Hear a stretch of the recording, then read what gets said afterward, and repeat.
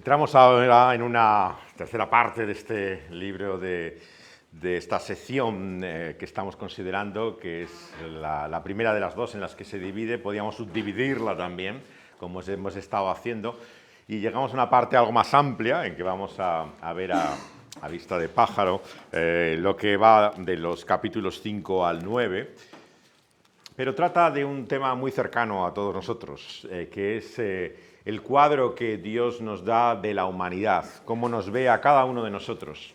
Vamos a hablar por eso hoy de nuestro tema favorito, que somos nosotros mismos.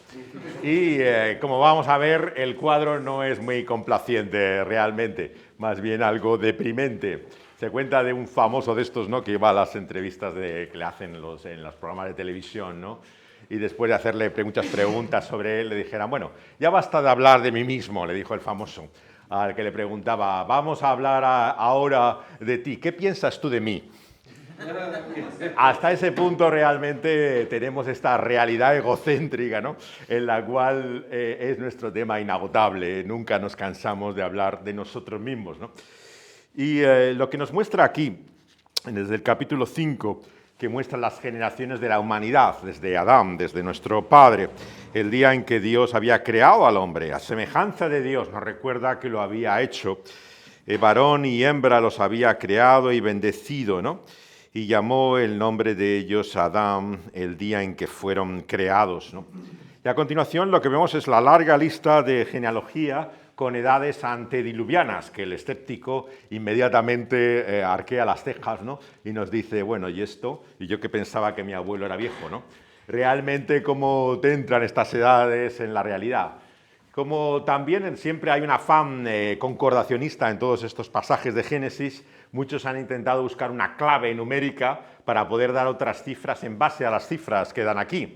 La más conocida es una que multiplica, digamos, que divide por 9 muchas de las cifras que aquí aparecen. El problema es que te llevaría a pensar que niños con apenas unos años habrían engendrado los hijos que vienen a continuación.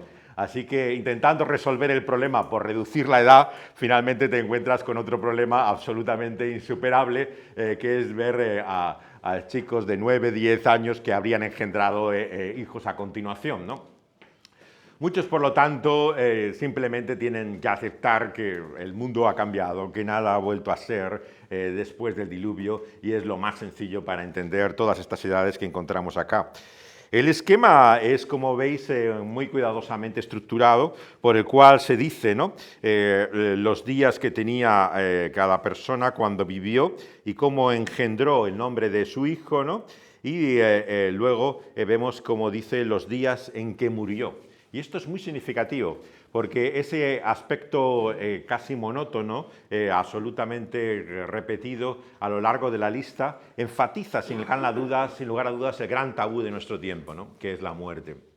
Algo de lo que a nadie le gusta escuchar, pero que en este cuadro de lo que es la vida después del Edén es lo que acompaña nuestra vida.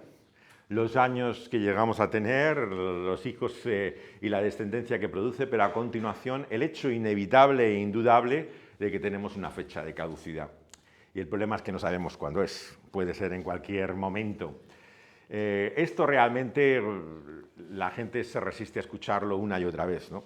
Hay una iglesia en Londres, en Wimbledon, que puso un cartel durante mucho tiempo, tienen la fama los ingleses, ¿no?, de colocar carteles en la puerta de las iglesias con frases provocativas, ¿no?, como para llamar la atención, para que la gente asista a iglesias que están ya medio vacías, ¿no?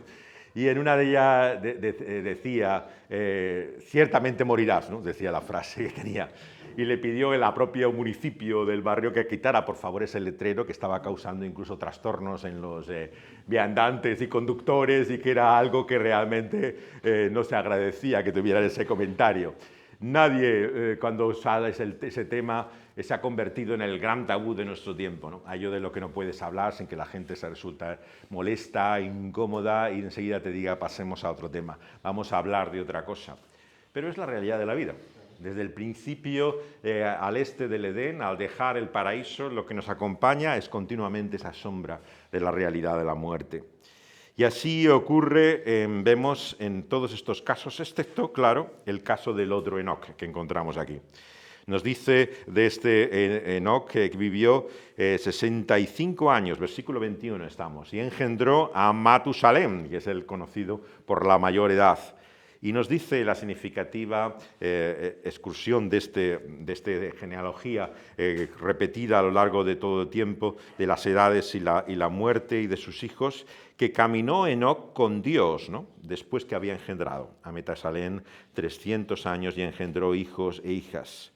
Y fueron todos los días de Enoc 365 años y caminó, vuelve a repetir, pues Enoc con Dios y desapareció porque le llevó Dios, dice el versículo 24, ¿no? Esta maravillosa excursión en medio de este viaje a lo largo de todas estas generaciones, ¿no? Te muestra finalmente cómo se rompe ese círculo cerrado, absolutamente espiral. Y lo que lo rompe es la visión tan conocida en la Biblia de la vida como un camino, como un viaje, en el cual estamos todos nosotros. Y claro, la gran diferencia es que podemos viajar solos o acompañados. Pero la única compañía realmente que cambia tu vida, nos dice aquí, es la de Dios, ¿no?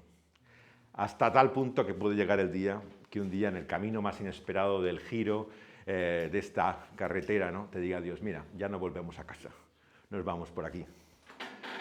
Y esto es lo que ocurrió con Enoc. Sencillamente el Señor se lo llevó.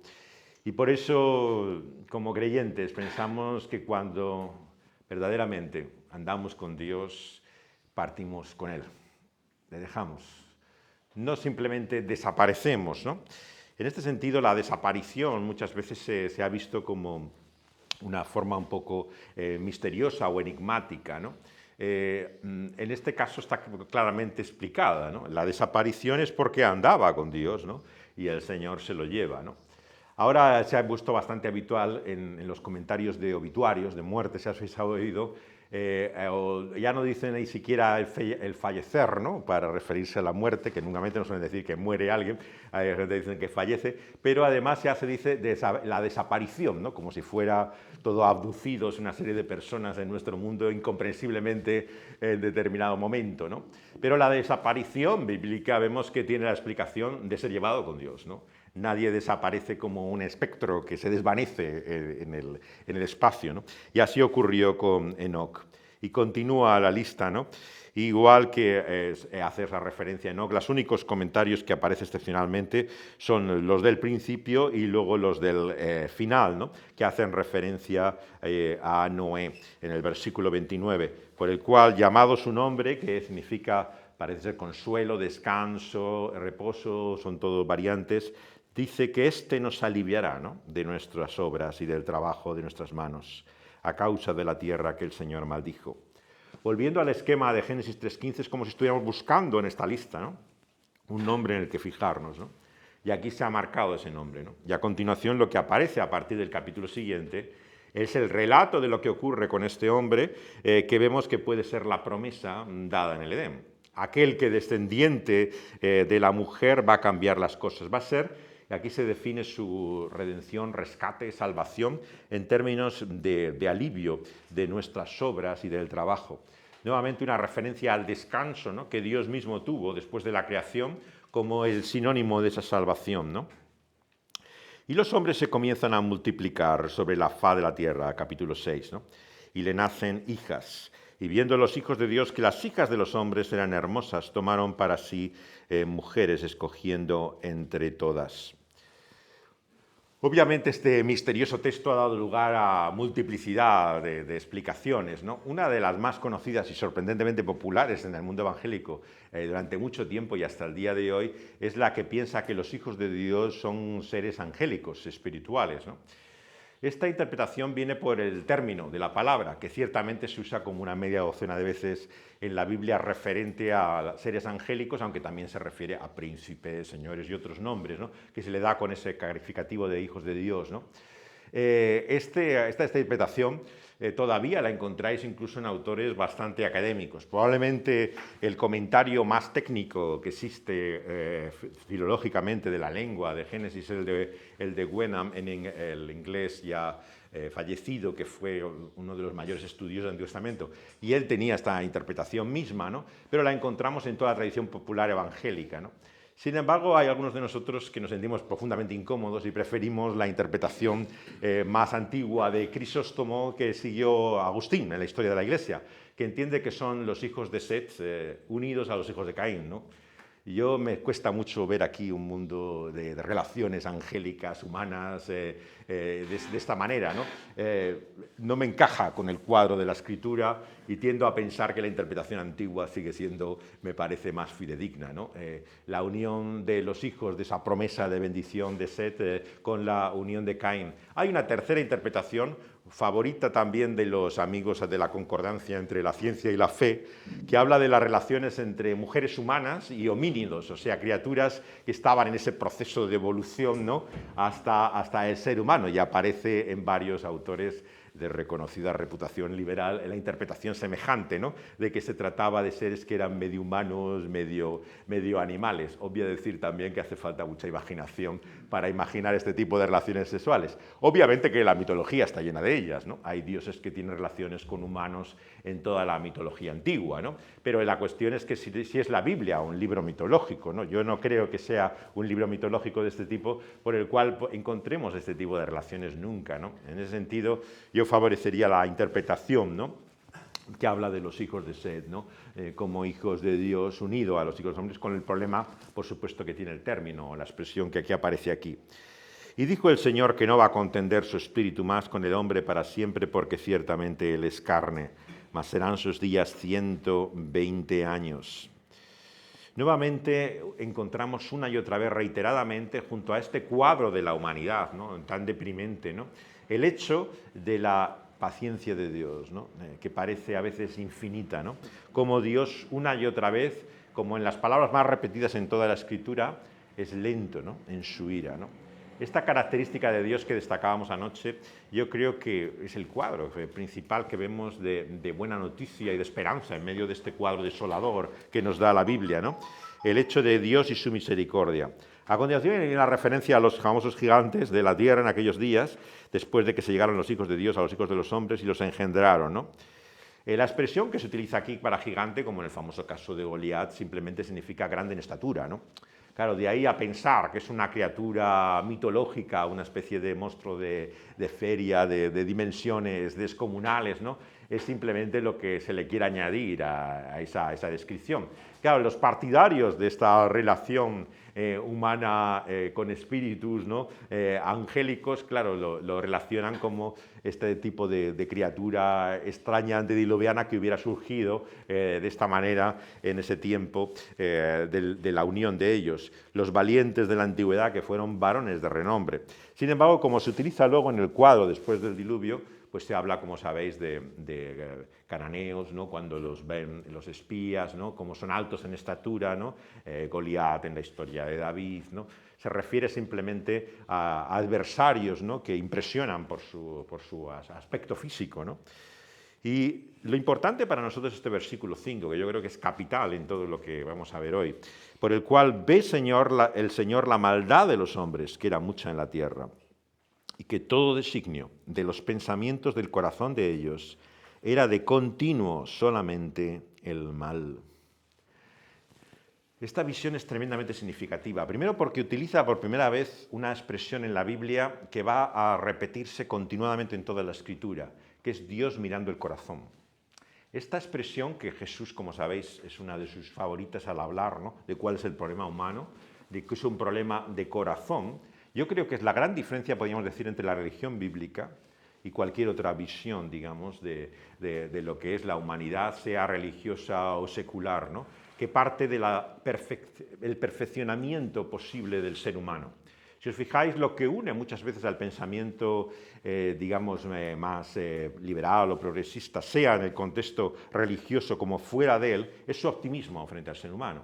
La idea de que de alguna manera los problemas se pueden enfrentar, ¿no? Con voluntad, sabiduría, esfuerzo, inteligencia, vas a poder lograr que finalmente la sociedad vaya mejor. El mito del progreso, por lo tanto, está tan profundamente arraigado, como veremos mañana, en la historia de la humanidad, que renace una y otra vez, ¿no? Con ese aliento. Pero frente a él contrasta, ¿no? El cuadro bíblico de cómo Dios ve a la humanidad, ¿no? Y cómo Dios ve a la humanidad es mala. Y recordemos que esto no es un diagnóstico solamente prediluviano, como veremos al final de nuestro relato también, cuando vemos que finalmente Dios hace parar el diluvio de su juicio, ¿no? Dios vuelve a ver, el versículo 21 del capítulo 8, percibe Dios el olor grato de la aceptación de la ofrenda que hace Noé en su altar, pero dice, no volverá a maldecir la tierra por causa del hombre. ¿Pero qué dice a continuación? ¿Por qué? Porque el intento del corazón del hombre es malo desde su juventud, pero no volveré más a destruir todo ser viviente como he hecho. Por lo tanto, quien pretende ver aquí una especie de maldad extraordinaria, prediluviana, ocurre así incluso en muchos comentaristas evangélicos, ¿no?, que empiezan a decir que la corrupción entonces, a causa de estos vínculos que había con el mundo espiritual, era particularmente grande, ¿no?, e inmensa, ¿no?, como se pueden ver incluso residuos después de ello, ¿no? Lo que ves más bien es un cuadro consistente en toda la Escritura. Desde la caída, Dios, cuando ve el corazón del hombre, encuentra lo que Jesús mismo en el Evangelio nos dice. Cómo habla incluso a sus discípulos, ¿no?, a sus propios seguidores, ¿no? Si vosotros que sois malos, ¿no?, como padres, ¿no?, a vuestros hijos le dais algo bueno, ¿no?, ¿cuánto más vuestro Padre en los cielos? Y eso se lo dice a sus discípulos. Y se lo dice a padres que sacrifican tantas cosas por sus hijos, ¿no? Pero Jesús no se hace ilusiones. Él sabe que somos malos. Una y otra vez la descripción y el diagnóstico de Jesús no es nada optimista del ser humano. Por lo tanto, el dogma por antonomasia, ¿no?, de la sociedad moderna, ¿no?, de que el ser humano es fundamentalmente bueno, carece de base bíblica. Es sencillamente nuestra ilusión y fantasía, porque como bien sabemos, las evidencias dicen todo lo contrario. Y desde luego hace falta mucha fe que para creer en esa bondad innata del hombre, porque todo parece estar en contra de ello, ¿no? Sin embargo, nos aferramos, ¿no?, a esta metodología, ¿no?, por la cual una y otra vez, cuando hablas con las personas sobre lo que es el ser humano, finalmente te acaban concluyendo en lo mismo, ¿no? Bueno, tan malo no es, ¿no? O sea, de alguna manera hay una resistencia profunda, ¿no?, en nosotros a aceptar el diagnóstico divino, ¿no? Y es tan profundo que va al corazón mismo, como decimos, desde el principio. No se trata simplemente, oye, que hacéis cosas malas, tenéis que corregiros, ¿no? No, es que es un problema de corazón, del fondo, de profundo, ¿no? Y por eso es por lo que se convierte en un problema tan irresoluble para el hombre.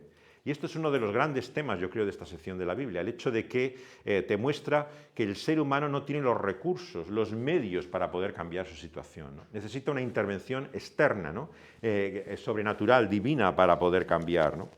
Y el Señor dice aquí, en el capítulo 6, versículo 5, que la maldad era tal que los designios de los pensamientos, todo ello, cualquiera de ellos, venía del corazón de continuo solamente el mal.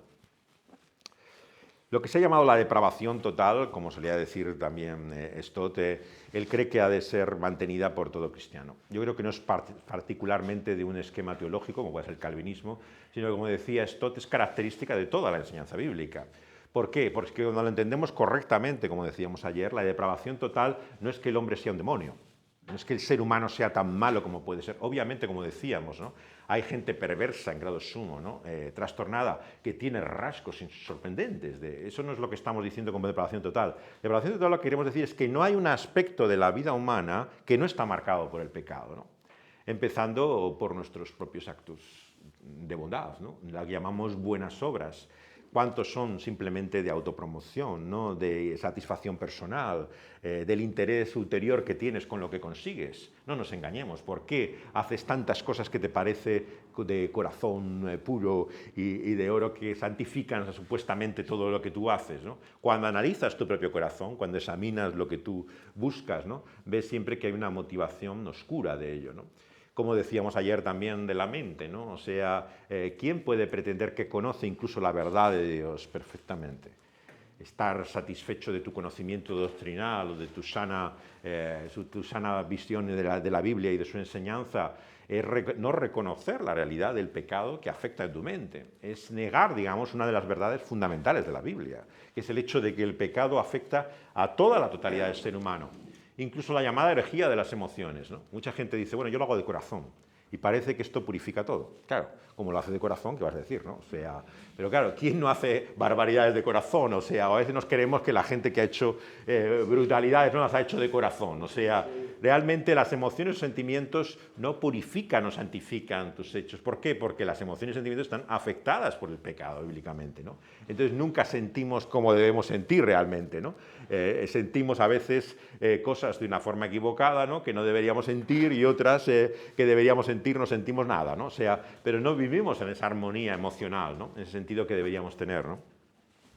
Entonces ese afecto total de esa caída, de depravación, es la que hace que el Señor, versículo 6, se arrepienta de haber hecho el hombre en la tierra. Estas expresiones que llamamos antropomórficas, ¿no? Muchas veces saltamos demasiado rápido, ¿no? A esta expresión, ¿no? Bueno, esto es antropomórfico, esto es, por supuesto, de forma humana. Y claro, perdemos la fuerza de la revelación. O sea, cuando domesticamos tanto la Biblia, que enseguida que llegamos a una palabra que nos choca, empezamos a racionalizarlo inmediatamente. Bueno, Dios no es hombre para que se arrepienta de nada. Si Dios tiene designios eternos y cumple su voluntad inalterable, ¿cómo va a cambiar de idea? No puede arrepentirse, ¿no? Entonces, inmediatamente tenemos que resistir esta tentación continua, ¿no? A intentar buscarle, ¿no? Una lógica que nos parezca en el esquema y ver lo asombroso, ¿no? De lo que aquí se nos está diciendo, ¿no? O sea, que Dios se ha arrepentido de la creación del hombre. Yo creo que te lleva a algo que mencionaba también en algún momento estos días, ¿no? Que es que el pecado no es solamente una transgresión, una desobediencia de leyes, órdenes, mandamientos de Dios, ¿no? Es algo que afecta al corazón de Dios, ¿no? Dios se siente ofendido por nuestros actos, ¿no? Y es el carácter personal, ¿no? Del pecado el que le da esa fuerza tan extraordinaria, ¿no? Dice en la epístola a los Efesios, ¿no? En el capítulo 4, ¿no? Como en el versículo 30 dice el apóstol Pablo, no contristáis, ¿no? Al Espíritu Santo. No contristáis al Espíritu Santo de Dios, ¿no? Con el que habéis sido sellados para el día de la redención. O sea, la palabra de Dios nos muestra que no solamente hay una infracción de una ley objetiva que Dios ha establecido, ¿no? Que es su orden moral, ¿no? Sino que hay algo personal. ¿Por qué Dios responde con ira? No simplemente porque es el ejecutor de esa ley como juez perfecto, ¿no? Sino que hay un aspecto personal, ¿no? Esa ira de Dios, ese enojo, si queremos llamarlo, así, por utilizar un término humano, es la respuesta de Dios de un corazón dolido, ¿no? De un corazón contristado, ¿no? Y por eso es que nuestro arrepentimiento, ¿no? Sincero tiene que implicar siempre, ¿no? La idea de haber decepcionado a Dios, ¿no? De haberle dolido, de haberle ofendido. Yo creo que el verdadero arrepentimiento no solamente es reconocer, ¿no? Que eso que has hecho está mal, que por supuesto lo incluye, ¿no? El reconocer el pecado como pecado, porque si no reconocemos el pecado como pecado, como veremos esta tarde hablando sobre la homosexualidad, ¿no? Mal empezamos, o sea, tenemos que empezar por lo que la Biblia nos dice que las cosas son como son. Luego podemos hablar de otras cosas, ¿no? De la gracia de Dios y de su favor y de lo que hay, pero tenemos que reconocer lo que hay. Pero también hay un aspecto emocional, de ofensa, ¿no? De lo que significa contristar, ¿no? A Dios, ¿no? Por nuestros actos, ¿no? Y vemos que Dios se arrepiente y le duele en su corazón. Y ese dolor, yo creo que aunque entendemos lo que la doctrina cristiana histórica ha llamado la impasibilidad de Dios. La impasibilidad de Dios es una doctrina por la cual se dice que Dios no cambia de un día para otro. O sea, que Dios no tiene un plan hoy, mañana tiene otro, y Dios piensa una cosa y la dice otro. Es un poco lo que ya se llama ahora a veces la teología del proceso, que está incluso introducida en el mundo evangélico por algunos autores, ¿no? Que piensan que no se puede, han llegado a una reacción tal al calvinismo, ¿no? Que han llegado al otro extremo, ¿no? Y te dicen que finalmente Dios no tiene ningún plan fijo, o sea, es como va cambiando y según la evolución, según el camino, pues su mente se va adaptando y haciendo el propósito según responde el hombre en su forma de vida. Claro, esto es una aberración, o sea, en la Biblia yo no encuentro esa visión de Dios, ¿no?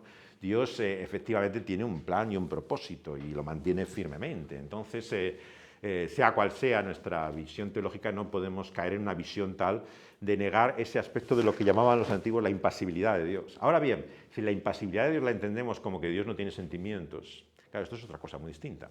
Entonces, el hecho de que no haya pasiones en Dios quiere decir, en el lenguaje antiguo, pasiones quiere decir dejarse llevar, ¿no? Por una emoción de un momento, de un instante. Pero no creo que haya base en la Biblia para decir que Dios no tiene emociones o sentimientos. Claro, decimos enseguida, bueno, esto es antropomórfico, obviamente Dios es Dios, no es humano, ¿no? Pero es como Él se ha acomodado, ¿no? La acomodatio Dei de la teología tradicional que nos dice que Dios ha asumido en su lenguaje, ¿no? Esa realidad humana. Entonces le quitamos toda su fuerza, ¿no? A esa revelación de Dios, Si enseguida arrebatamos todo ese lenguaje, ¿no?, que nos parece impropio de Dios y queremos ser todavía más correctos que Dios mismo, ¿no?, en su forma de revelación y expresión, ¿no?, y limpiarle de todas estas expresiones humanas que no nos corresponden a Dios, ¿no? Yo creo que tenemos que mantener, ¿no?, la fuerza, ¿no?, de lo que Dios muestra aquí, ¿no?, en su dolor de corazón. Y dice, raeré de la faz de la tierra, ¿no?, a hombres que he creado, desde el hombre a la bestia, reptil, aves, pues me arrepiento, vuelve a decir, ¿no?, de haberlos hecho. Y el cuadro, por lo tanto, que vemos aquí es el cuadro de la respuesta de Dios en su juicio, ¿no?, y en su condenación de la humanidad, en el cual irrumpe inmediatamente, en el versículo siguiente, la gracia. Noé halla gracia delante de los ojos del Señor. Por lo tanto, el juicio y la gracia están aunados una y otra vez en la Escritura, ¿no?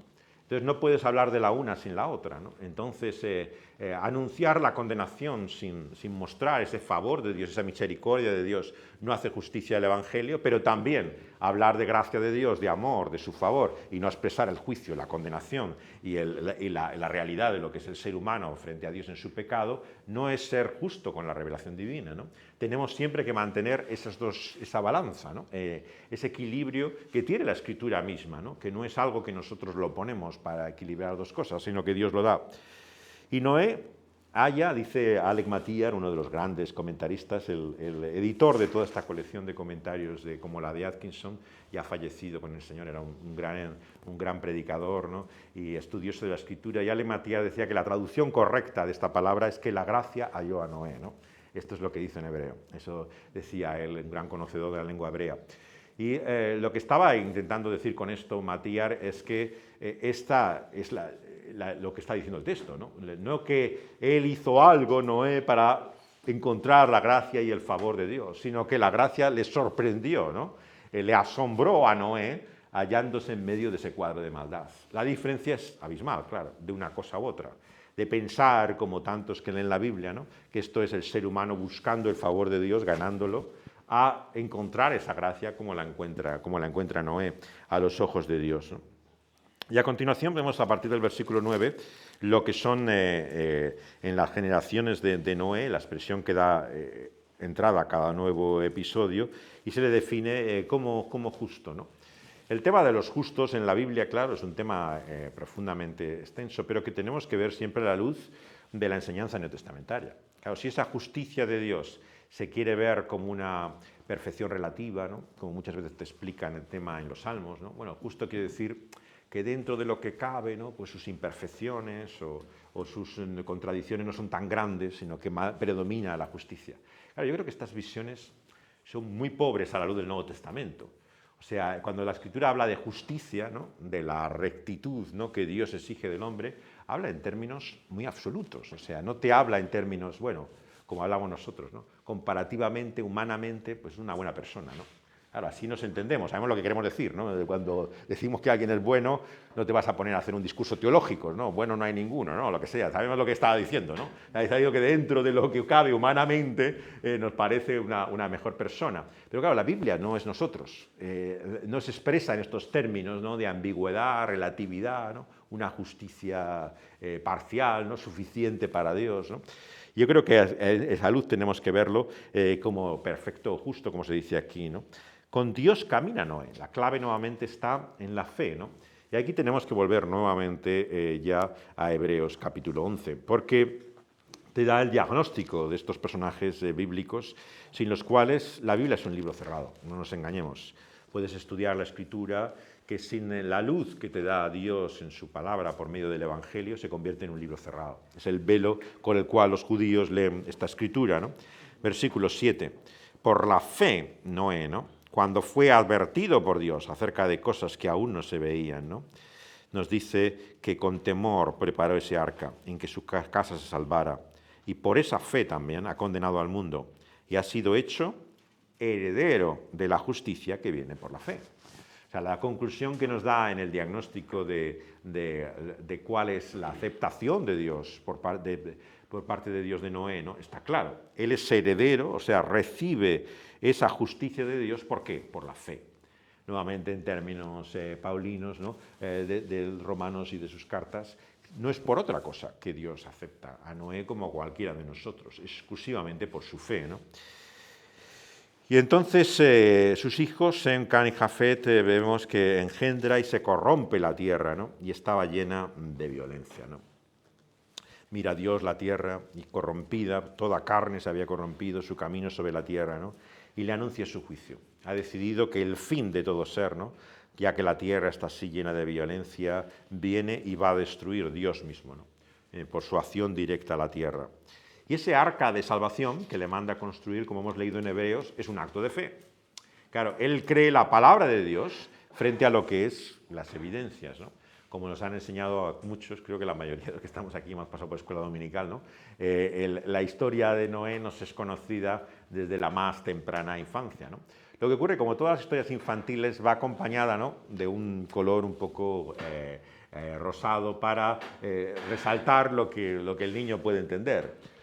Si os fijáis en las imágenes que vemos en las Biblias de niño e infantil, los cuadros que ves en la escuela dominical, claro, no ves a la gente pereciendo en las aguas, agonizando, como una película de naufragios, ¿no? Lo que ves es el cuadro simplemente de los animalitos subiendo por la pasarela, ¿no?, al arca, ¿no?, y el arca andando, pero no ves el horror, ¿no?, de lo que supone ese diluvio, no ves el terror, ¿no? En ese sentido, tenemos que reaprender el diluvio contado para adultos, ¿no? O sea, no la versión infantil que hemos conocido de niños, sino la ferocidad, ¿no?, de esa ira de Dios, de ese juicio que supone el diluvio, ¿no?, que es inconmensurable. O sea, el cuadro que nos da aquí es un cuadro terrible, ¿no? Y lo que vemos, si destaca desde el principio, es lo impredecible que era para los demás.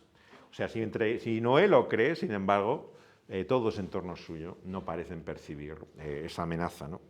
Y él empieza a construir, ¿no?, esa arca de madera, ¿no?, y le da la longitud, las medidas exactas, las características, ¿no?, que muchos han entrado a considerar si realmente eran viables o no. El escéptico normalmente te suele decir que esto no tiene ninguna lógica naviera, ¿no? Y otros, sin embargo, han demostrado, construyendo reconstrucciones del arca, que puede existir algo parecido. Hay varias por ahí girando por el mundo, ¿no? Yo he visto una de ellas una vez en Holanda, de estas reconstrucciones supuestamente, literalmente siguiendo el cuadro de Génesis, que las exhiben como una especie de museo a favor de la Biblia, de exhibición, ¿no?, para ver que la verosimilitud de lo que dice ahí, ¿no? De cualquier forma, lo que vemos es que Dios tiene planificado cada detalle, ¿no? O sea, ves cómo está construido de una forma peculiar, claro, como tiene este barco. La forma que tiene no es la que imaginamos ahora que podría tener una nave, ¿no? Está como cerrada por arriba, ¿no?, alargada. Hay muchos cuadros que podéis ver que lo describen gráficamente, ¿no?, lo que sería ese arca. Y él dice, ya empieza a anunciar, ¿no?, en el versículo 18, que va a establecer un pacto, ¿no?, para aquellos que entran en el arca, que van a ser él, sus hijos, su mujer y las mujeres de ellos consigo, ¿no? Y de todo lo que vive, y también de toda carne, 2 de cada especie, ¿no?, va a meter en el arca para que tengan vida con él, macho y hembra. Y describe que son de las aves, de las bestias, y han de tomar también alimento para sustentarse, ¿no? Y lo hace así. Dios, por lo tanto, se muestra también en este relato como un Dios de pactos. Un Dios que cuando entra en relación con el ser humano no simplemente promete algo, sino hace una alianza, ¿no?, hace un acuerdo, ¿no? Esto sí que es sorprendente, ¿no?, de todo el libro del Génesis, ¿no? Ha sido durante mucho tiempo cuestionado, ¿no? ¿De dónde viene todo este lenguaje del pacto? Fue un descubrimiento de las tabletas de barro, ¿no?, que aparecieron en Mesopotamia, ¿no?, cuando a partir de los años 20 del siglo pasado hay los descubrimientos de Ur y todas estas cosas, ¿no?, por Bulsey, un famoso arqueólogo, que su asistente, por cierto, era el que se casa con Agatha Christie, la famosa autora de novelas de crímenes. Por eso tiene muchas novelas sobre el Nilo, Mesopotamia y todas estas cosas, ¿no? Y él descubrió en la arena, misteriosamente, increíblemente, textos de la época de Abraham. O sea, eran textos de una antigüedad que no se conocían hasta ahora, cuando estudiosos de la Biblia críticos estaban diciendo que ni siquiera había escritura en los días de Abraham. O sea, que era imposible que se pudiera conocer, ¿no? Entonces, la antigüedad de estas tabletas es absolutamente inimaginable hasta entonces, ¿no? Están escritas con una escritura comuncial, pero lo que nos interesa ahora es que hablan del Shushain, de una figura de pacto, de alianza, de una especie de señor que establece una alianza desigual con su súbdito. Entonces, por medio de conquistas o de adquisición de extensión del imperio, llegaba a un acuerdo desigual. El Señor ofrecía su favor a cambio, digamos, simplemente de su obediencia o sumisión del otro, pero sin que el otro daba nada al respecto. Y la estructura es exactamente la que encontramos en Génesis. O sea, el mismo término de un pacto. Y el Señor, en los mismos términos, se le da al destinatario y se da la promesa que hace el Señor, ¿no? Y luego lo que eso supone de implicación para el súbdito. Entonces hay tesis tremendas, ¿no?, sobre la importancia de esto, ¿no? Hay un famoso autor ya fallecido también evangélico que a partir de ahí hizo también uno de los estudios más amplios, ¿no?, comparando todas estas fórmulas del pacto, ¿no?, con las que encontramos en la antigüedad. Esto, claro, nos dice mucho, ¿no?, como vamos a ver, ¿no?, porque nos muestra que Dios no solamente con su palabra, ¿no?, nos dice cosas, ¿no?, sino que Dios confirma sus cosas por pacto, lo cual tiene enormes implicaciones neotestamentarias. ¿Qué hacemos cada vez que, como ayer, partimos el pan, ¿no?, y tomamos de ese vino, ¿no?, sino recordar el pacto, ¿no?, que el Señor ha hecho, ¿no? Esto no es una cuestión baladí, o sea, el pacto está en la base, en la confianza y seguridad con la que nos relacionamos con Dios, ¿no? Entonces, quien quiere ver su relación con Dios simplemente en términos emocionales, sentimentales, muy bien, pero si finalmente lo único que creemos de Dios es porque lo siento dentro de mí, ¿no?, como cantábamos ayer, tenemos un solo problema. O sea, si solamente es porque lo siento dentro de mí, aquí realmente poca base tiene nuestra fe. Gracias a Dios que cantamos otras cosas, ¿no? No solamente que lo siento dentro de mí, sino porque Él así nos lo ha confirmado, asegurado en un pacto, ¿no? Entonces la fe tiene un fundamento muy firme, ¿no?, un fundamento muy estable, ¿no? Es un ancla, ¿no?, en el cual estamos sujetos, ¿no?, por el cual cuando tenemos dudas, porque todos las tenemos, ¿no?, cuando tenemos momentos de crisis, tenemos que mirar a la realidad de cómo Dios ha ratificado, confirmado ese pacto, ¿no?, por la sangre de Cristo Jesús, ¿no? Hay algo a lo que contemplar, ¿no?, más allá de ti, ¿no?, de lo que tú sientes dentro de ti, ¿no?, lo que tú percibes, ¿no?, sino que se da esa visión en Dios y en lo que Él ha hecho. El relato del diluvio es muy detallado, como veis en los capítulos 7 y 8, ¿no?, en el cual, al entrar todos ellos dentro del arca, ¿no?, pasados 7 días, dice que hará llover sobre la tierra 40 días y 40 noches, ¿no?, y raerá sobre la faz de la tierra todo ser viviente que ha hecho. Y así hizo Noé conforme a todo lo que le mandó el Señor, y era Noé de 600 años cuando el diluvio viene sobre la tierra. Es curioso que el diluvio aparece en todas las culturas antiguas, excepto, según he podido ver, en el continente africano, donde no hay aparentemente pero tampoco hay una gran tradición escrita como para poder ver. Igualmente existirían a lo mejor y son orales, ¿no?, que se han conservado simplemente por boca. Pero en las culturas que conocemos por escrito aparecen todas ellas, ¿no? Por eso también la discusión entre el diluvio local, universal, también relativa, ¿no? Obviamente que en la Biblia, cuando dice todo el mundo, se refiere al mundo de la Biblia, es el contexto en el que está, ¿no? Y cuando decimos que hay hambre en la tierra y leemos en la historia de José, al final del Génesis, que van a Egipto, entendemos que no van los esquimales y los bosquimanos, ¿no?, sino que entendemos que va la gente del mundo conocido. O sea, la expresión en sí no tiene por qué decir todos y cada uno de los individuos que habitaban la tierra, ¿no? Pero, claro, al mismo tiempo vemos cómo en la cultura humana ha quedado también, ¿no?, ese eco, ¿no?, de un diluvio que parece de dimensiones por lo menos universales, ¿no?, en este sentido, ¿no?, de algo que no se puede comparar. ¿Cómo surgen estos relatos, ¿no? Bueno, eso es también otra cuestión que se ha planteado mucho sobre el libro de Génesis, ¿no? ¿Qué relación tiene con todos estos relatos, ¿no? En la página web donde están mis artículos y predicaciones de Entre Líneas, el webmaster, el que hace la página y se encarga de estas cosas, ¿no?, ha hecho ahora una serie, ¿no?, como de 3 o 4, creo que son artículos, relacionando todos estos relatos, ¿no?, que hay de la antigüedad de los mesopotámica, ¿no?, con la Biblia, ¿no?, y mostrando la relación que en ellos. Es un tema muy amplio y complejo para describirlo, pero básicamente para explicarlo en pocas palabras, ¿no?, hay fundamentalmente los que consideran que esto es un eco contemporáneo de la Biblia, o sea, que cuando se estaba produciendo tiene ese reflejo en estos textos, ¿no?, o puede ser ecos posteriores. Algunos de los relatos que conocemos, ¿no?, el caso famoso de Gilgamesh y otros son posteriores, en cierta forma, por lo que parece a la antigüedad del Génesis. Y hay ambas posibilidades, ¿no?, y que lo lleva muchas veces a la cuestión de la mitología, ¿no? ¿Qué relación tiene la mitología con la Biblia, ¿no? Bueno, C.S. Lewis y C.S. Lewis, sabéis que llegó a su conversión por una famosa conversación con Tolkien, ¿no? El autor de Los Señor de los Anillos, ¿no? Cuando en su ateísmo, ¿no? Porque él había llegado a un total rechazo, ¿no? De Dios y de la Biblia, ¿no? Le dice, bueno, y no será al revés, ¿no? Que en vez de la Biblia ser una mitología más, los mitos vienen, ser un eco, digamos, de esa verdad histórica última de la que la Biblia habla. Claro, él nunca lo había entendido como nosotros la mayoría en esos términos, ¿no? Invirtiéndole los términos, ¿no? Entonces, en aquella conversación de aquel paseo en Magdalen College, en Oxford, en los jardines detrás, dicen que empezó la conversión de Lewis, ¿no? Porque él de repente se abre su entendimiento a otra posibilidad, ¿no? De que hay una historia real detrás de todo lo que él consideraba simple mitología, ¿no? Y entonces empieza a darle vueltas, ¿no? Y llega a la visión que él tenía, ¿no? De los destellos de revelación, ¿no? Que a veces se relaciona pues, con el preámbulo de Juan, ¿no? De que la luz del mundo ha iluminado, ¿no? Sobre toda la tierra, como si hubiera vestigios, ¿no? De una revelación. Esto plantea también muchos problemas, ¿no? Hasta qué punto hay una, como decíamos, hay una revelación natural. O sea, tampoco la Biblia te habla claramente de que sea una revelación más que sin excusa o justificación para el juicio, ¿no? Pero claro, evidentemente que acontecimientos así, como vemos en el caso del diluvio, dejaban vestigios, ¿no? Dejaban detalles. Lo que veis en todos estos relatos mesopotámicos es muchas diferencias con el relato bíblico. Entonces, cuando te los comparan, te dicen lo que es igual. Voy a poner el ejemplo del diluvio, claro. El diluvio, por ejemplo, la mayor parte de la gente silencia, ¿no? Que viene en primer lugar de la ira de los dioses, ¿no? Cuando los seres humanos que hacen tanto ruido, ¿no? No sé si es que serían todos españoles, italianos y mediterráneos, ¿no?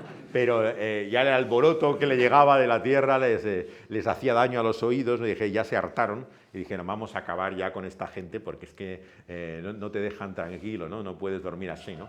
Y entonces los dioses hacen caer este inmenso diluvio, ¿no? Sobre la faz de la tierra, ¿no?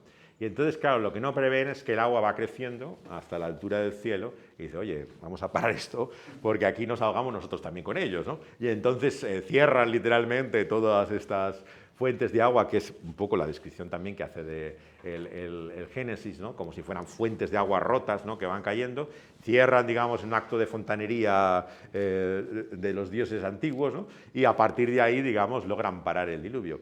Pero luego está todo lleno de múltiples diferencias, ¿no? O sea, no es solamente este hombre y su familia, encontramos también variaciones en cuanto a los que se salvan en el arca, encontramos muchos de los detalles de la historia no coinciden realmente con el relato.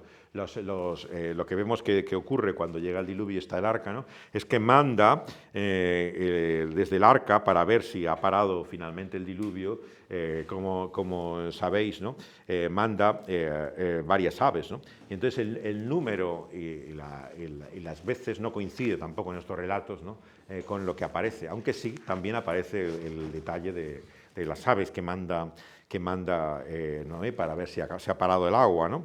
Y luego, finalmente, también vemos que el cuadro mismo que se hace de la salida, ¿no? Y del final de esto no concuerda tampoco del todo con estos relatos mesopotámicos, ¿no? Pero esto lo vais a ver en todos los usos de la mitología comparado con la Biblia. Siempre buscan las coincidencias. ¿Por qué? Para dar la impresión de que esto no es nada original. Esto es simplemente lo mismo que encuentras en cualquier texto antiguo. ¿Y qué me dices tú de que esto es la palabra de Dios? Esto es la misma palabra que cualquier cosa. Entonces están usadas interesadamente estas comparaciones siempre para buscar la semejanza y similitud y silenciar todas las diferencias que hay, ¿no? Entonces lo mejor cuando alguien te plantea, alguien que tenga conocimientos o que haya leído o estudiado algo de este tema, decirle que lea el texto original, que lo compare él mismo y verá las diferencias y luego le explicas, ¿no? Y de esta forma, con ese desafío, yo creo que les ayudas a dudar un poco de sus convicciones de la similitud que tiene, ¿no? Porque si ellos mismos lo leen y ellos mismos lo analizan, que te digan luego si es exactamente el mismo relato o no, de lo que están hablando, ¿no? Pues la mayor parte no lo han leído, simplemente han leído en libros los ejemplos que se han puesto, pero no han leído el texto en sí, no saben lo que dice exactamente, ¿no? Entonces el Señor vemos que va a hacer parar finalmente, ¿no? Todo ese terrible diluvio y reposa el arca en el mes séptimo sobre los montes de Ararat, versículo 4. Este Ararat tampoco tenemos que tomar literalmente como el monte que ahora se llama Ararat, Parece que el movimiento de tierras no parece indicar, ¿no?, el montículo que encontráis en Turquía, donde han ido hasta gente a ver si encontraba las astillas o los restos del arca allí. No está nada claro que se refiera a ese Ararat, el que hoy conocemos, ¿no? Pero reposa finalmente y va decreciendo el agua, ¿no?, hasta que finalmente, después de enviar el cuervo, ¿no?, y la paloma, que se convierte en símbolo de la paz, ¿no? Sabéis que en el siglo pasado, finalmente la paloma con el pico, ¿no?, y el brote de olivo se convierte en esa mente y espíritu del pacifismo, ¿no?, que surgió en el símbolo casi universal, ¿no?, que aparece en todas partes, ¿no?, para descubrirlo, ¿no? Igualmente, claro que encontramos el arco iris que hace el pacto de Dios con Noé. Claro, esto es una imagen que ahora la utiliza LGTB y otras cosas, pero que es imágenes que sean poderosas, ¿no?, que se han utilizado, ¿no?, en la sociedad una y otra vez, y no hay que renunciar a ellas. O sea, es que ahora vamos a avergonzarnos de cualquier imagen o porque se utilice humanistamente, ¿no?, o por movimientos concretos, ¿no? O sea, esto no tiene sentido, ¿no? O sea, son las imágenes bíblicas que muchos se plantean si existía ya anteriormente o no el caso del arco iris, ¿no? Hay una interpretación muy habitual en muchos comentaristas que te dicen que ya existían estos elementos, pero que Dios le da un sentido a partir de este momento, ¿no? Claro, nuevamente es leer mucho en el texto, ¿no? O sea, el texto no te dice si existía o no existía, lo que te dice es que Dios pone el arco iris como una señal, ¿no?, pero no te explica si era un fenómeno que ya se conocía o no se conocía, ¿no? Y a dónde te lleva también en la insistencia, ¿no?, en decir que ya existía antes de que lo viera, ¿no? No entiendo mucho por qué siempre se enfatiza mucho esto, ¿no?, de que estas cosas ya existían. Me recuerda mucho lo que comentábamos el otro día, el tema de la muerte, ¿no?, que la muerte ya existiera físicamente y que Dios le diera esa interpretación teológica, ¿no?, a partir de que Adán y Eva fueran unos homínidos en los cuales se produjera la caída moralmente, ¿no? Recuerda mucho intentos un poco de racionalizar, ¿no?, o justificar el texto bíblico con algo que lees entre medio de ellos para darle sentido. Pero es cierto que el texto bíblico no te explica más allá de que Dios lo pone como señal.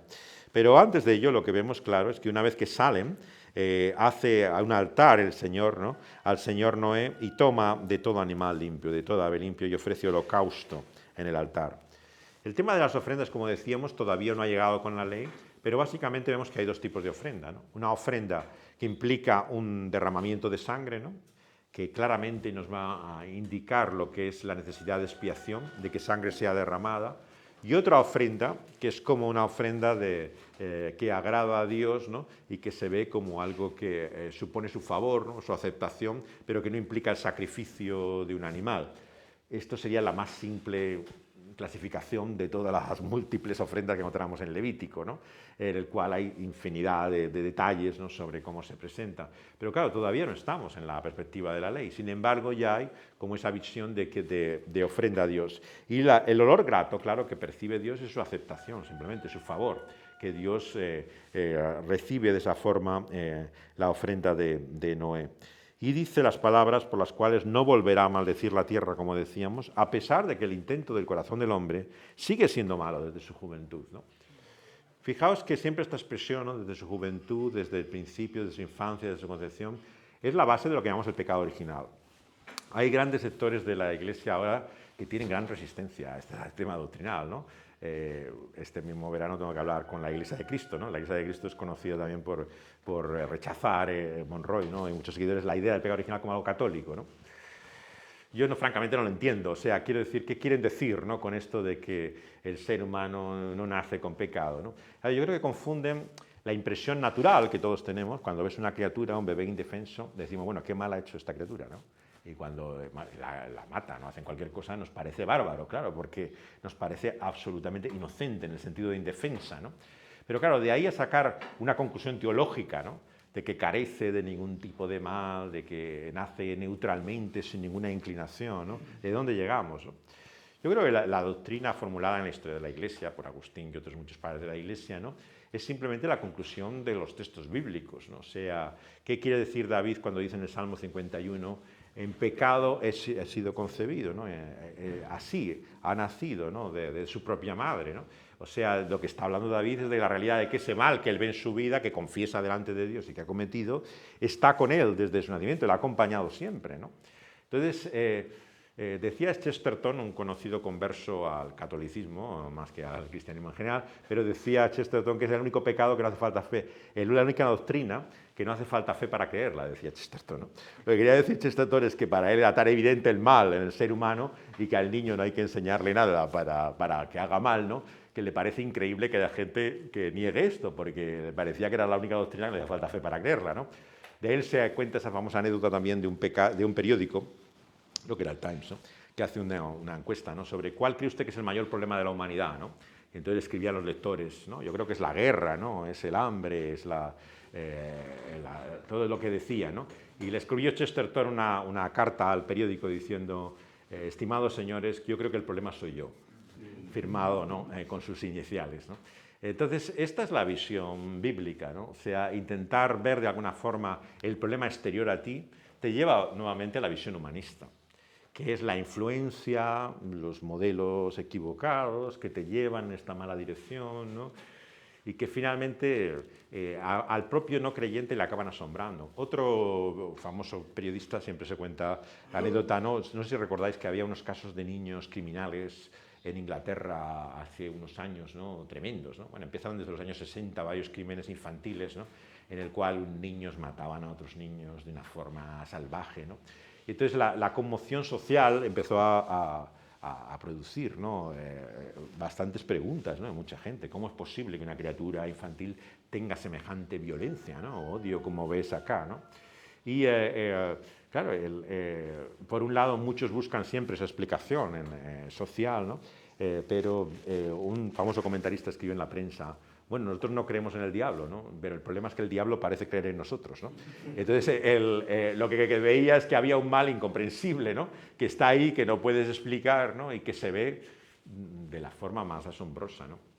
El más conocido autor, claro, que satirizó y parodió, no parodió, lo hizo seriamente, ¿no? En su dimensión más profunda, fue el premio Nobel William Golding, ¿no? Golding era un profesor de escuela, un maestro de escuela en Cornualles, en Inglaterra, y él observaba, como aquellos que recordáis los patios de colegio, ¿no? Y de escuela, las barbaridades y sobre todo la malicia, ¿no? De los niños y la increíble capacidad que tienen y mala intención, ¿no? En la manera en que arremeten, ¿no? Contra otros niños, ¿no? Y muestran pues, un odio, ¿no? y una violencia desmesurada. Y entonces este maestro de escuela decidió escribir una historia, ¿no? Que se llama El Señor de las Moscas, ¿no? El Señor de las Moscas es un grupo de niños de un colegio, además, de suma educación muy formal, en que tienen un naufragio en su versión original. En las películas es un avión que se ha estrellado, pero originalmente era un barco, ¿no? En el cual han llegado, y estos chicos, ¿no? Convierten la isla en un infierno, ¿no? Literalmente allí, en su entorno natural, que eso sí que era una ironía, ¿no? Con Rousseau, porque Rousseau, el filósofo francés, decía, bueno, en el medio natural nadie se corrompería, es la sociedad, la cultura, la civilización humana la que le corrompe, ¿no? Entonces él se imagina el entorno paradisiaco, que en aquella época siempre era pues este entorno de Polinesia o algo así, un sitio maravilloso donde tienen comida, de todo lo que les hace falta está allí, ¿no? Y allí empiezan enfrentamientos entre ellos, se convierten en dos tribus, empiezan a matarse entre sí los chavales, ¿no? Y el cuadro terrible, ¿no? Es cuando viene un barco de guerra, ¿no? Y los recoge a los niños. Y el niño, que hace un poco de protagonista, el personaje de Ralph, ¿no? Dice que está llorando, ¿no? Y añade en las últimas palabras del libro, Golding, dice, lloraba por las tinieblas de su corazón, ¿no? Y te muestra que lo que estaba hablando en esta historia, ¿no? Es de la realidad de esa maldad profunda, ¿no? Inherente en el ser humano, en su propio corazón, ¿no? Que él descubría en sí mismo, incluso él que había sido víctima, ¿no? de todos los niños acosados, ¿no? que había en él, ¿no? Entonces, la palabra de Dios nos viste que ese intento del corazón, sus intenciones son malas desde la juventud, pero sin embargo Dios no va a volver a destruirlo. Y acabamos con este versículo 9, con este capítulo 9, mostrando cómo Dios entonces pone el valor de la vida humana, ¿no? Dice que si bien todo lo que ha creado, ¿no? Las aves, las plantas, ¿no? Son para su alimento, ¿no? Repitiendo, digamos, el mandato cultural, ¿no? De que puede tomar posesión de la tierra, de lo que Dios ha creado, ¿no? Pero Él demandará la sangre de la vida del ser humano, ¿no? Cuando es derramada, a diferencia de la del animal. La diferencia nuevamente entre la dignidad del ser humano, ¿no? Frente a cualquier otra criatura, ¿no? Yo creo que lo que está hablando aquí es precisamente de eso, ¿no? Del valor y la dignidad del ser humano.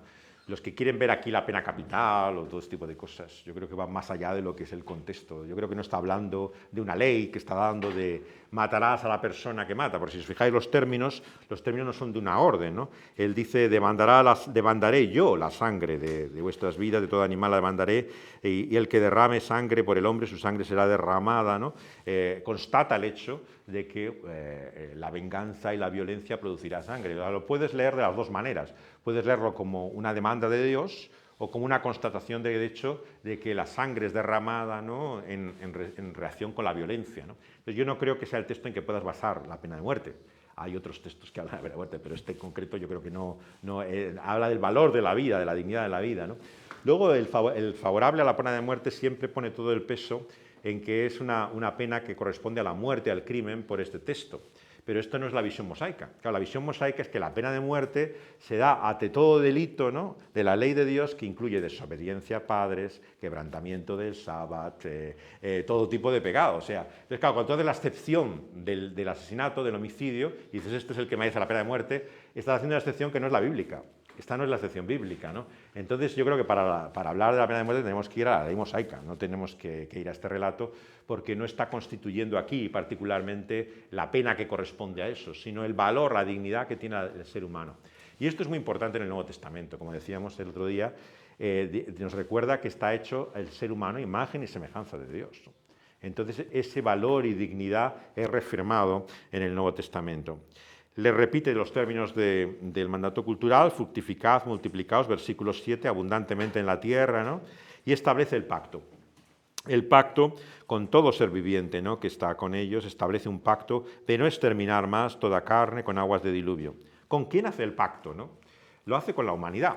Claro, en este pacto en concreto no encontramos los términos que veremos luego en el pacto de Abraham para él y su descendencia. Está hablando de la generalidad, la universalidad del ser humano. Entonces, claro, el arco iris en realidad es una señal del compromiso de Dios de no exterminar la humanidad, ¿no? De no arraerla y acabarla. Es nuevamente una promesa de Dios para todo ser humano. Por eso tenemos todo derecho, ¿no? A decirle a una persona no creyente, ¿no? Que gracias a Dios que te pasa esto y lo otro, ¿no? Que gracias a Dios que Él te ha guardado y ha preservado tu vida, ¿no? Que gracias a Dios que el Señor te cuida, porque Dios no cuida solamente a los suyos. Dios guarda y protege a toda la humanidad, de acuerdo a los pactos de Noé. Entonces, aquí no hay distinción entre creyente o no creyente, ¿no? Aquí el compromiso de Dios de cuidado de la humanidad se expresa en términos universales y lo establece, ¿no? Como ese pacto que tiene el arco en las nubes como señal de ese pacto. Y acaba nuestro texto, claro, con un capítulo para nosotros vergonzoso, ¿no? Y aquellos que están leyendo el relato con ojos piadosos, ¿no? Dicen, bueno, ya se podía haber ahorrado el final de la historia de Noé, ¿no? Hasta ahora tan bonito todo, ¿no? ¿Y por qué no lo corta aquí, no? Se ahorra el episodio que viene a continuación. Pero claro, volvemos al principio, Génesis 3:15. ¿De qué se trata esto?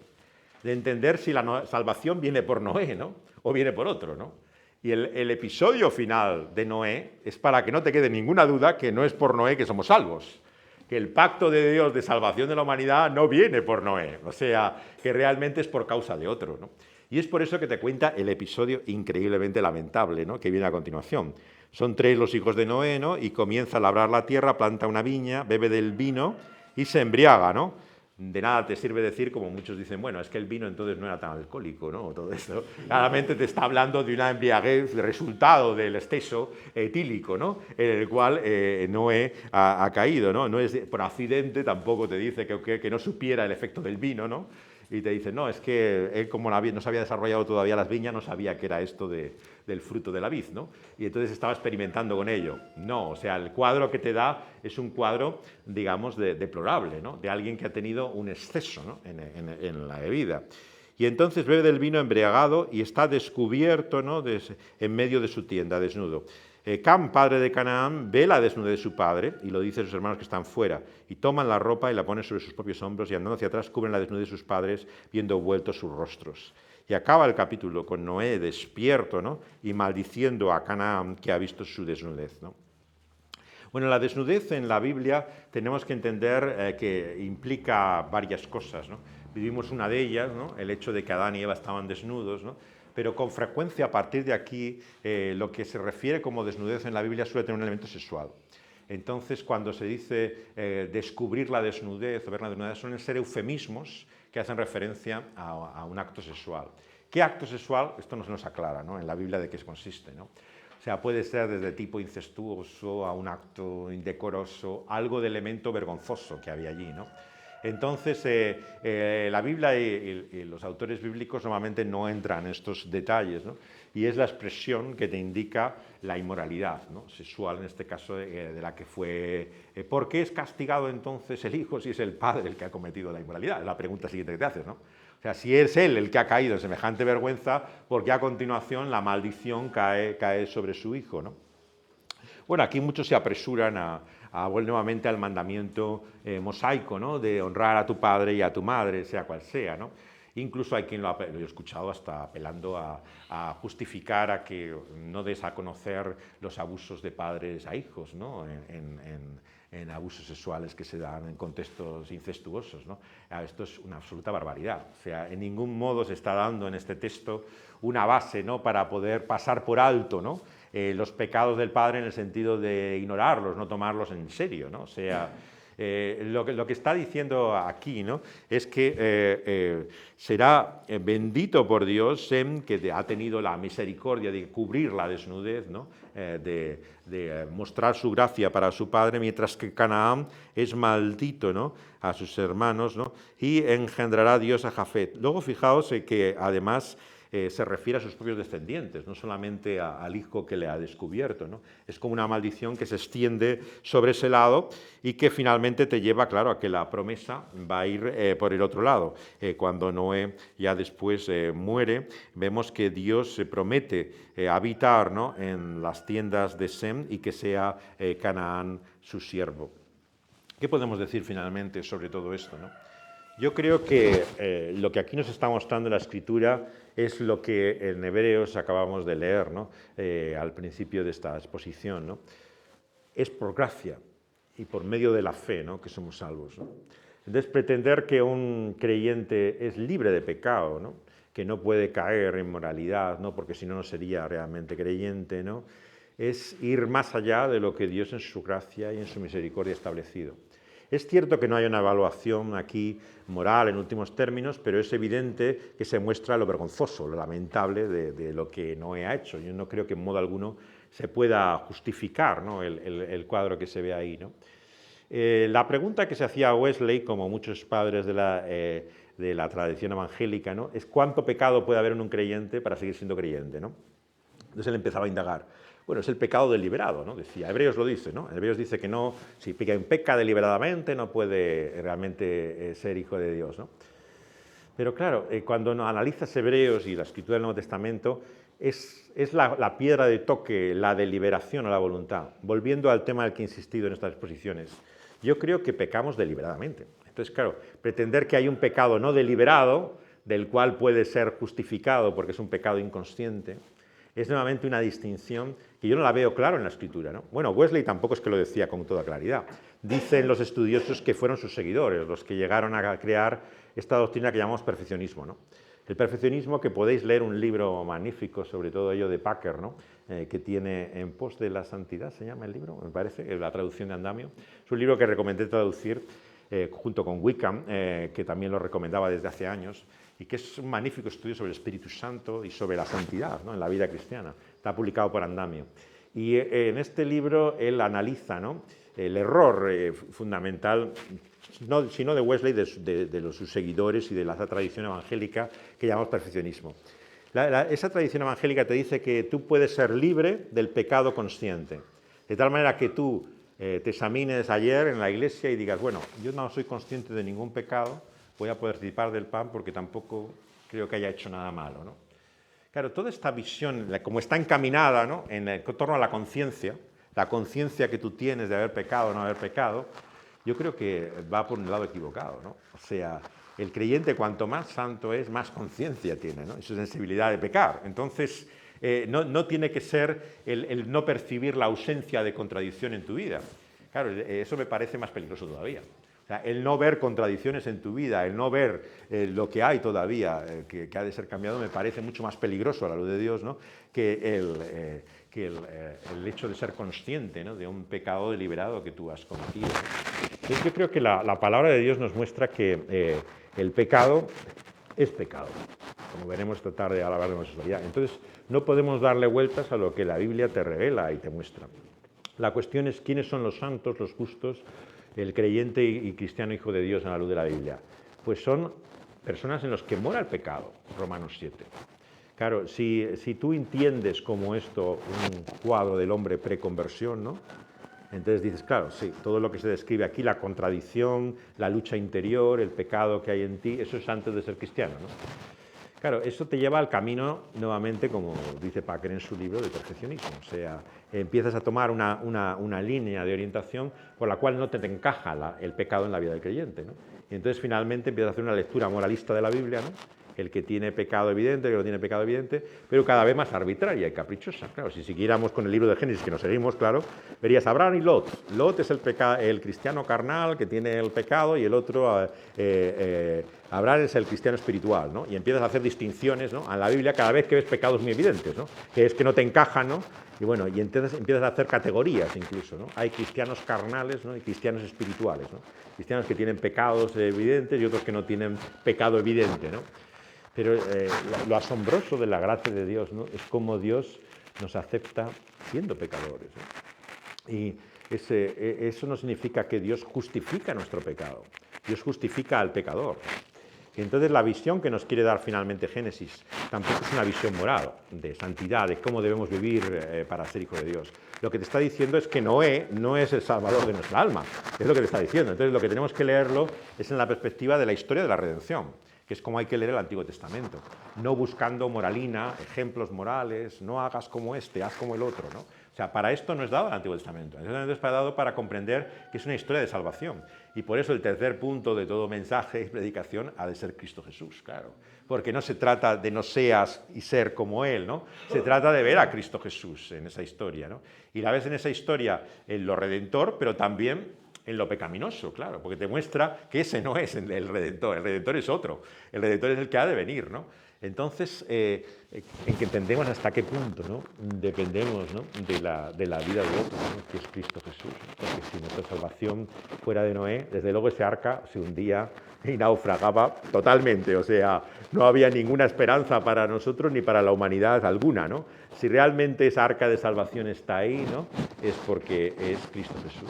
Y así la vio la Iglesia antigua, ¿no? El cuadro del arca era contemplado como una imagen de Cristo, ¿no? En medio del juicio, ¿no? Que era ese diluvio, ¿no? En el cual Dios muestra su ira, y lo único que te va a salvar en ese diluvio es Cristo Jesús, ¿no?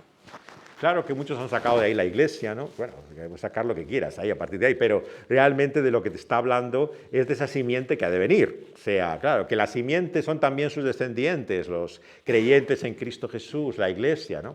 Bueno, puedes sacar implicaciones de ahí, ¿no? Pero en último término, finalmente, lo que es esa arca es la promesa de Dios, ¿no? Dada de esa simiente, ¿no? Que finalmente es Cristo Jesús, ¿no? Y yo creo que eso es lo que podemos dar gracias a Dios ahora por Él, ¿no? Que a pesar de nuestro pecado, ¿no? El Señor tenga tal misericordia en nosotros, ¿no? Como la ha tenido con toda la humanidad, ¿no? Preservándola y guardándola, ¿no? Y por lo tanto Dios no retarda su juicio, como dice Hebreos, ¿no? Sino que es la oportunidad, ¿no? Para poder entrar en esa arca a que hay tiempo. Llegará un día, cuando Él vuelva, que las puertas se cierren, ¿no? Y como aquellos hombres en los días de Noé, los que están casándose, los que están de fiesta, trabajando, ocupados en su vida, se vean sorprendidos por ese juicio de Dios que no han querido escuchar, ¿no? Y finalmente sea demasiado tarde, ¿no? Y el Señor nos llama a ver este tiempo como un tiempo de gracia, ¿no? Para nosotros y para los demás, ¿no? Vamos a pedírselo hacia Dios. Oh Dios, Señor nuestro, ten misericordia de nosotros, Señor. Líbranos de todo orgullo y superioridad moral que sintamos, Señor, frente a hombres como Noé, que nos parecen vergonzosos, lamentables episodios, y que queremos olvidarlos, Señor, frente a lo que nos parece actos de fe, Señor, y dignos delante de ti. Que veamos que la dignidad no está en Noé, la dignidad, Señor, está en tu Hijo Jesucristo, y que es la gracia la que alcanzó a Noé y la que nos alcanza, Señor, a nosotros, sorprendentemente, asombrosamente, Señor, en nuestro pecado. ¿Qué había en nosotros? ¿Por qué yo, Señor, y no otros? ¿Por qué Dios nos has mostrado esa gracia y ese favor? Nos asombra y maravilla, Señor, que tú nos des esa promesa para nosotros y para nuestros hijos. Señor, para todo aquel que crea, Señor, en esa descendencia simiente que habría de venir, que es Cristo Jesús. Señor, que podamos, Señor, crecer en el conocimiento de Él. Y cuando dudamos, pensar en ese pacto que tú has hecho, Señor, ese acuerdo y compromiso, por el cual, por la sangre derramada, Señor, de alguien mayor, Señor, que ningún otro, Cristo Jesús, podemos ser salvos de la ira venidera. Te lo pedimos en su bendito nombre. Amén.